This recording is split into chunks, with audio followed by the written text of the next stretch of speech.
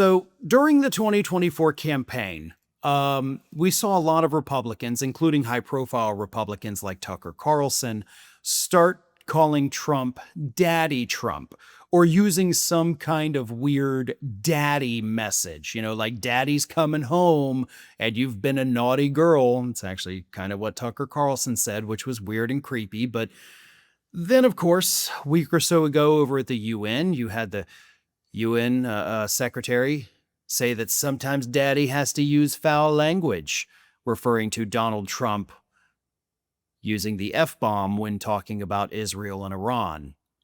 So this whole daddy thing, which, by the way, Republicans seized on that, pulled the clip, put it all over social media, this big Trump is our daddy thing is definitely creepy. It's definitely weird. And according to mental health professionals, it's pretty much some kind of, indication that something ain't quite right.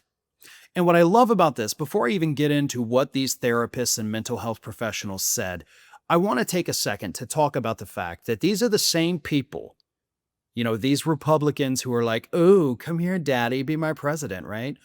These are the same people who, if you ever say like, hey, I don't really like Trump, they're like, well, you got Trump derangement syndrome. You're mentally ill. There's something wrong with you, you freak.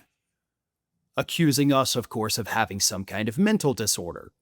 But according to the people who actually know how mental disorders work, it's those people that are suffering, those cult members who we already knew were suffering from some kind of mental derangement, but now they've also got the Freudian issues.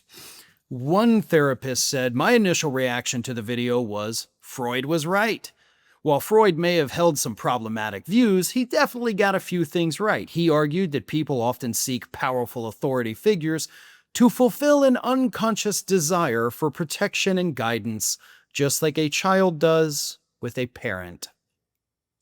And now this report from the HuffPost that, of course, talked to these therapists, it continues saying, conservatives in particular are pulled in by father-like figures.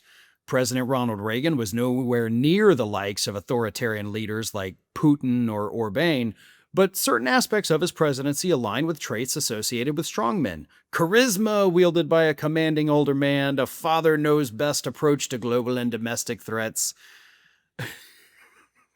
So basically what's happening here is you've got millions of these little MAGA acolytes out there, grew up with daddy issues. Daddy wasn't there, daddy was maybe too strict, whatever it is, they got daddy issues. That's what these therapists, and there's many more of them, including linguistic experts, again, mental health professionals, therapists, people holding PhDs who went to school to learn how to recognize these things. They're all telling us that these folks have serious issues. So basically, I guess the bottom line here is that we could have avoided Trump's first term and second term if more people went to therapy. If they learned how to work through this and get past it, we wouldn't have the authoritarian leaders that we have today, perhaps, right? So if you're going to take anything away from this, let it be this. If you ever find yourself drifting towards authoritarianism, toward fascism, which there have been multiple studies showing that this whole daddy issue thing is linked to people who do tend to prefer and almost sexualize fascism, that's what they say. If you find yourself drifting towards fascism, maybe go see a therapist before you head off to a political rally. Maybe go see that psychiatrist before you cast a ballot. You might just save yourself and the country in the process.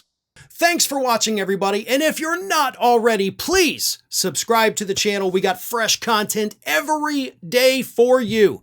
And if you want to follow us across social media, make sure you check out all of the social links that we have posted in the description of this video.